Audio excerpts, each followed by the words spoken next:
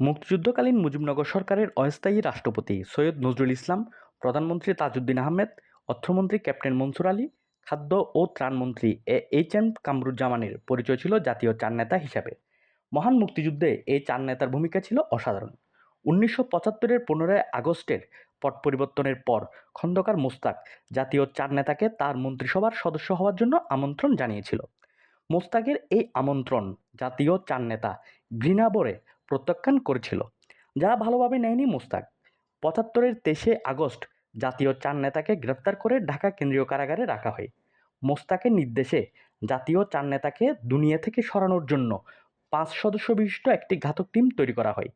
এই টিমের তদারকির দায়িত্বে ছিলেন রিসালদার মুসলিম উদ্দিন।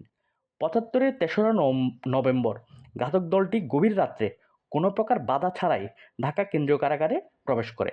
প্রথমে গুলি ও পরে ব্যানর দিয়ে খুঁচিয়ে খুঁচিয়ে হত্যা করা হয় জাতীয় চার নেতাকে। পরের দিন ডিআইজি প্রিজন লালবাগ থানায় একটি হত্যা মামলা দায়ের করেন, কিন্তু মামলার কার্যক্রম 21 বছর বন্ধ ছিল। 1996 সালে আওয়ামী লীগ সরকার গঠন করলে জেল হত্যা মামলাটিকে পুনর্জীবিত করা হয়। 15 অক্টোবর 1998-তে সৈয়দ ফারুক রহমান সহ 23 জনের বিরুদ্ধে অভিযোগপত্র দেওয়া হয়।